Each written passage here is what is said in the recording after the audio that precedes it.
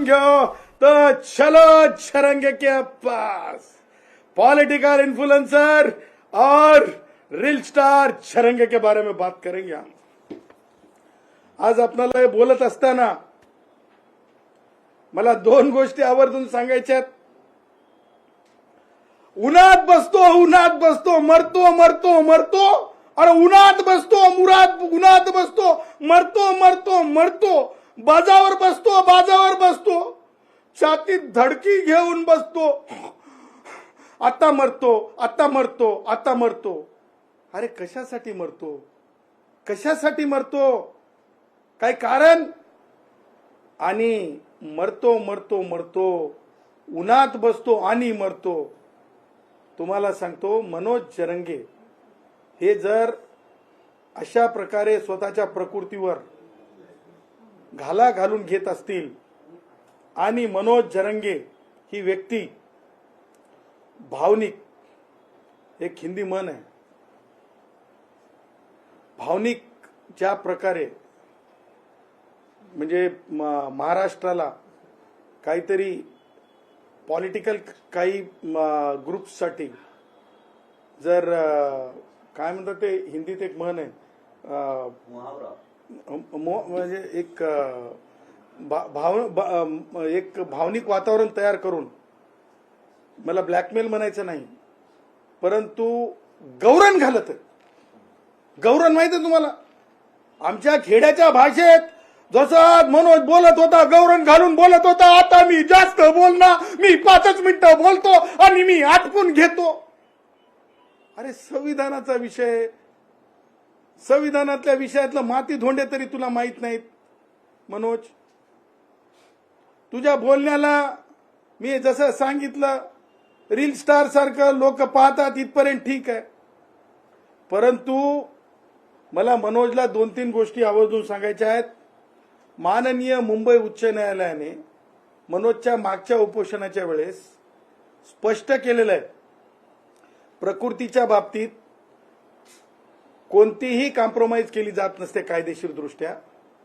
आणि म्हणून माझी जालना जिल्ह्यातील पोलीस अधीक्षकांना आपल्या माध्यमातून मागील मान्य मुंबई उच्च न्यायालयाचे झालेले आदेश, त्या आदेश आणि त्या याचिका ह्या पाहाव्यात। आणि मनोज जर स्वतःला म्हणजे त्रास करून घ्यायचं बोलत असेल आणि त्यातून मी स्वतः मरतो इथपर्यंत म्हणत असेल तर मनोजला तातडीनं जे आहे त्या मागील आदेश आणि ज्या प्रकारे प्रिव्हेंटिव्ह मेजर्स पोलीसमध्ये घ्यावे लागतात, ज्या प्रकारे डॉक्टर्सनी प्रिव्हेंटिव्ह मेजर्स घ्यावे लागतात ते प्रिव्हेंटिव्ह मेजर्स घेतले पाहिजे। मनोज ज्या प्रकारे भावनिक करत निघालाय की म्हणे अख्ख्या म्हणजे कोणी येऊ नका, सांगायचं तात्पर्य महाराष्ट्रामध्ये संस्कृती आहे की मरतो म्हणलं तरी लोक येतात, मेल्याने लोक येतात, त्याच्यासाठी मरतो म्हणायचं आणि लोकांना भावनिक म्हणजे हे करून आव्हान करून किंवा भावनिक करून लोकांना बोलवायचं आणि त्या पुढे म्हणायचं की हल्ला करतील। कोण हल्ला करतील? जर जी येणारी माणसं आपलीच असतील, हल्ला कोण करतील? म्हणजे मनोजच्या डोक्यामध्ये मागे ज्या प्रकारे पोलीस अधिकाऱ्यांसोबत डोकेफोडी झाली त्याच प्रकारे मनोजच्या डोक्यामध्ये आणखीन काहीतरी चाललेलं आहे आणि कदाचित हे सगळं इंटेलिजन्सनी ओळखलं पाहिजे। आता राहिला जरा मनोजच्या मागणीचा प्रश्न। आता मला सांगा, मला विखे पाटलांना सुद्धा त्या निमित्तानं मान्य मंत्री आहेत, त्यांना सुद्धा मला आवर्जून ही बाब अधोरेखित करून द्यायची आहे। कुणबी मराठा प्रमाणपत्र वाटप जर सुरू असेल तर मग एससीबीसीचं प्रमाणपत्र कुणाला चालू आहे वाटप? कुणबी मराठा म्हणून निवडून येत आहेत मराठा भाऊ, मग एससीबीसीच्या 10% काय आहे? एका समाजाला 2 प्रकारचे आरक्षण, हे आरक्षण कायद्यामध्ये होऊ शकते का? पॉसिबल आहे का? जगात झालंय का? भारतात होऊ शकते का? जगात झालं नसेल आणि भारतात होऊ शकत नसेल तर ही बाब आवर्जून कायदेशीर दृष्ट्या कोणी लक्षात घेणार आहे की नाही?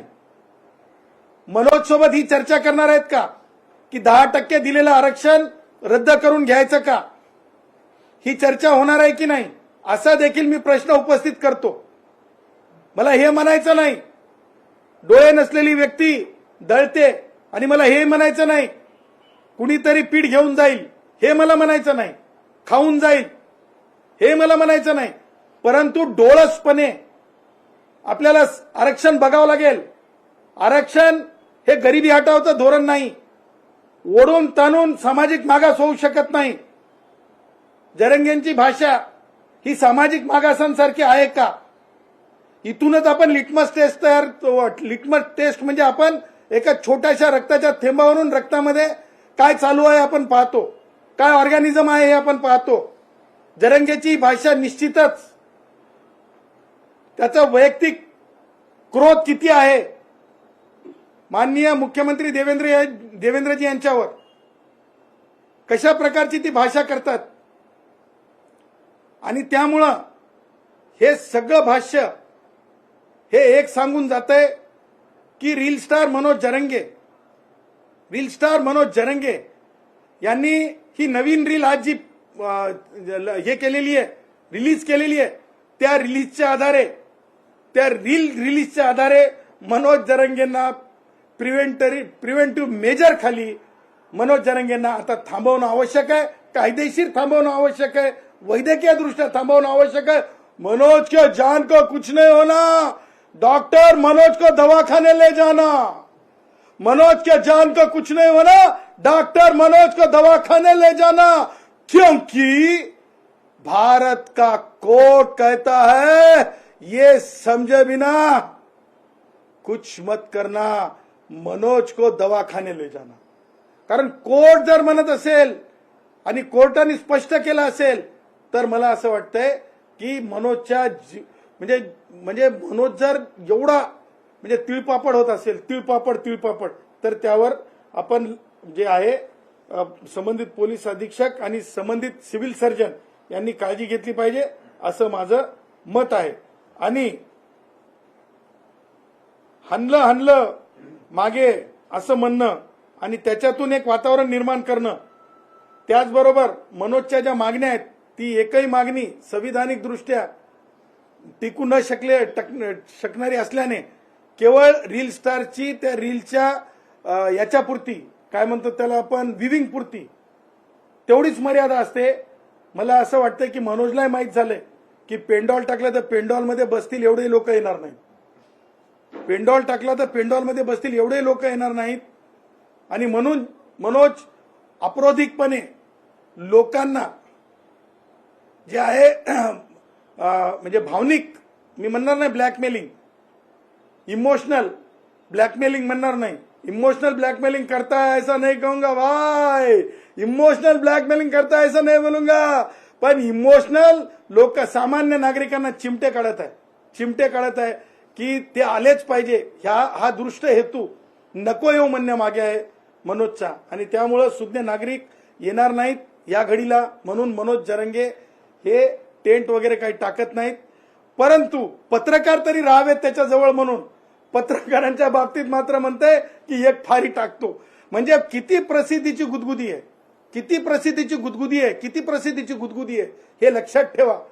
आणि म्हणून आपल्या समक्ष ह्या दोन बाबी, आणि आता आरक्षण जर द्यायचंच असेल वाढवून, मी स्पष्ट सांगितलं की 2 आरक्षण देता येतात का, अगोदर कोणतं आरक्षण विड्रॉ करणार ते तर सांगा. कारण मागासच ठरत नसल्यामुळे माझे मराठा भाऊ मागासच ठरत नाहीत, ते रिपोर्ट अंडर चॅलेंज आहे, सबज्युडाइस आहे.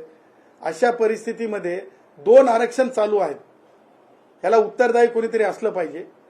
आणि हे 2 आरक्षणामधला नुकसान हे केवळ मागासांवर होत नाही तर खुल्या वर्गावर सुद्धा होतंय.